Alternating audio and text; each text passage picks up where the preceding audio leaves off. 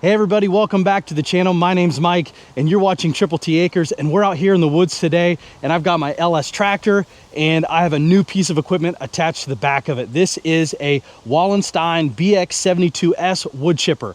This thing can handle up to 7-inch material, and that is going to be pushing it to its limits. I might put some material that's a little bit close to that, but I am at the minimum horsepower that this thing can handle. This thing is rated from 30 PTO horsepower all the way up to 100.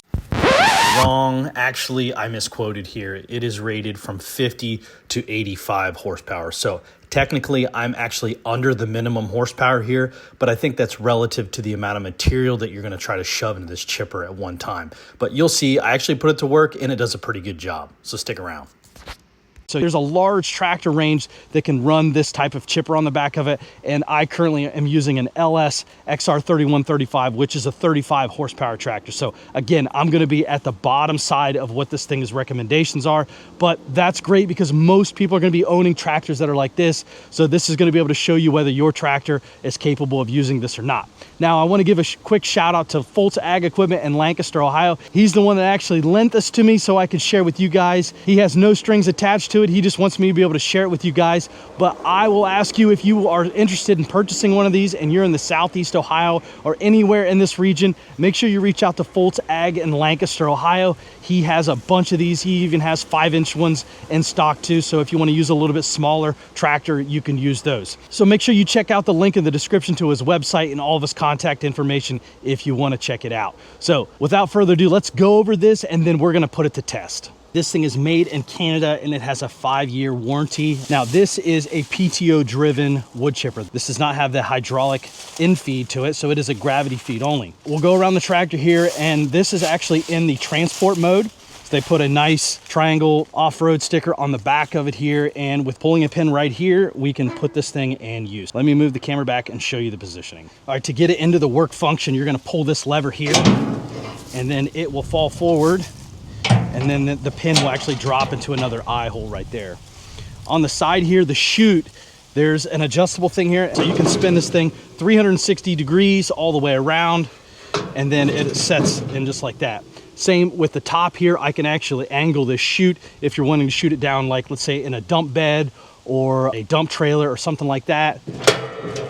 This thing will adjust and change the angle of the chute. Inside here is your cutter, and it looks like there's a bolt on the side here that you can actually fold this thing back and you can actually access the blade on the inside. Let me show you what the inside of the chute looks like. Here's the inside of the chute. Again, this is a gravity fed chute, and what it has here is has some flaps here to keep any of the material to come back and hit you. But down in there you can see the blade. That's the blade that spins, and it rotates in this direction. As it cuts it, it's going to send the chips out the side there, and it's pretty amazing. Now, I will say this is a very, very loud piece of equipment, just like all chippers, so make sure you put hearing protection on for sure. That's just a quick walk around of it. We're gonna go ahead and put this thing to use.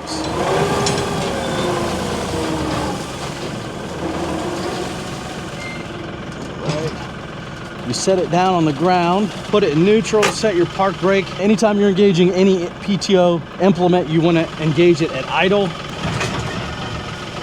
And then we're gonna crank it all the way up to 540.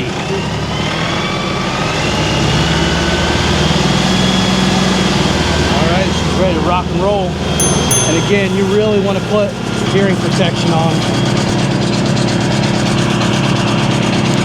I really like to carry a little electric chainsaw. This is a Saker mini electric chainsaw, but this is really nice if you have a stick that doesn't fit in there right, you could just quickly zip it off with this thing. I'll throw that in the chipper here in a second too. Again, 360 degrees rotation. I think that should be good. That's going to launch the chips. All right, let's run the first one through. Again, this is loud.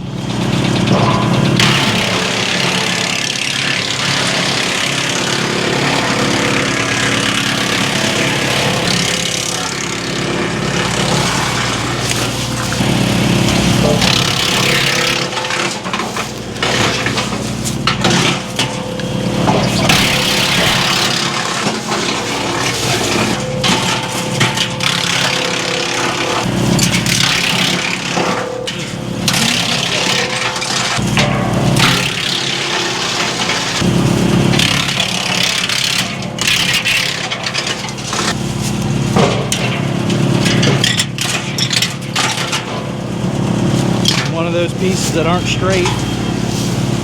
Quick with electric chainsaw.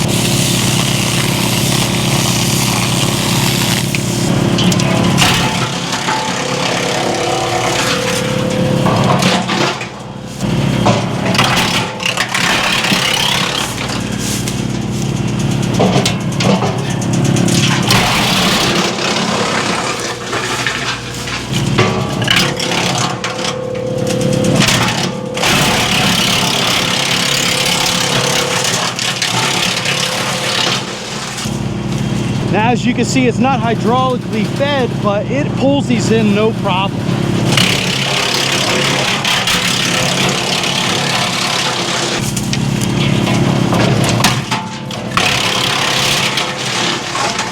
A little bit bigger stick here.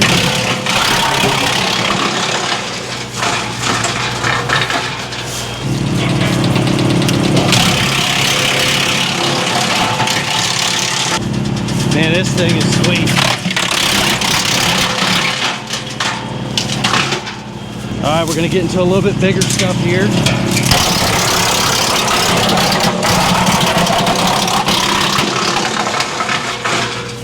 So far, that seems like no problem. Now, this is a pretty big one here. I don't know how big around that is, but this is probably the biggest I put in here. Hopefully, we don't break a shear bolt.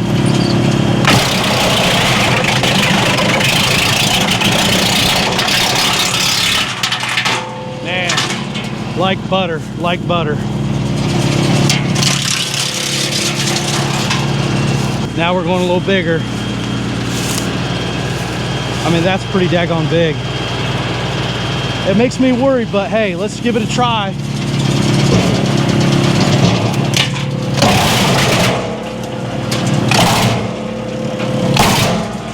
All right, I can't stick my hand in there any further, so we're gonna have to push it in with something else.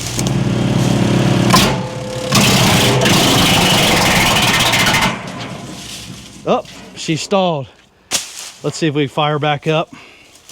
That was probably pushing it, but hey, that's the only way we're gonna know.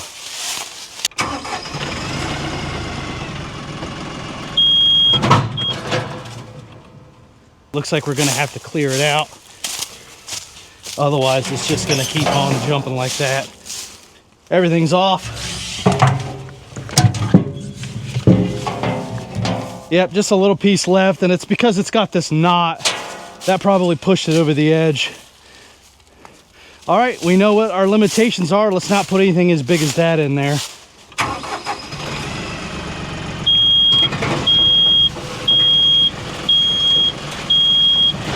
Back up to 540. So now that just goes to show you that we're running off a smaller tractor for what this thing is. I bet you if we put anything more, maybe a 50 or up, it's gonna chew through material like that very easily. So maybe for a smaller tractor, I would probably go with maybe the 5-inch, but either way, just knowing what the limitations of the tractor is and not asking it to do more than what it's expected. So we're gonna keep running some smaller stuff through there and get this stuff taken care of. I mean, this stuff is still pretty daggone big.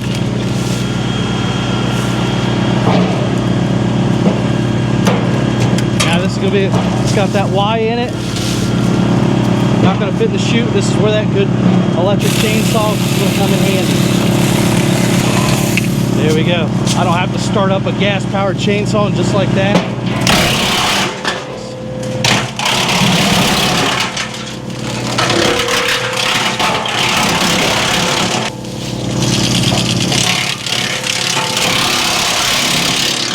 Now this is a pretty big one, but it's dead and rotted, so it should eat it pretty good.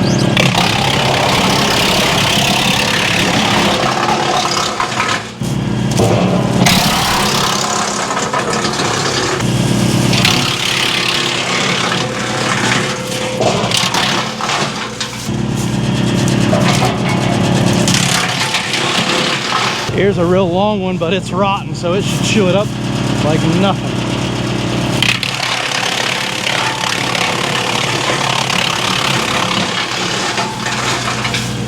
All right, I'm gonna change the chute and start shooting it this way.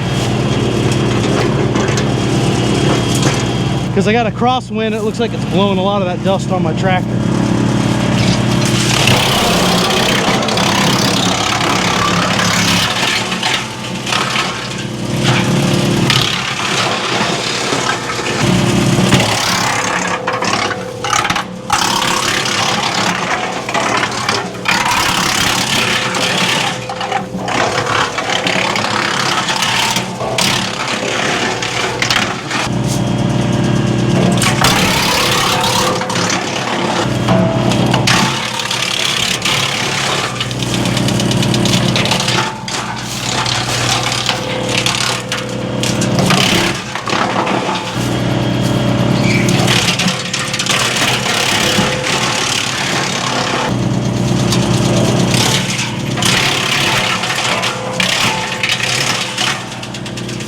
let's check out the wood chips this thing is dishing out.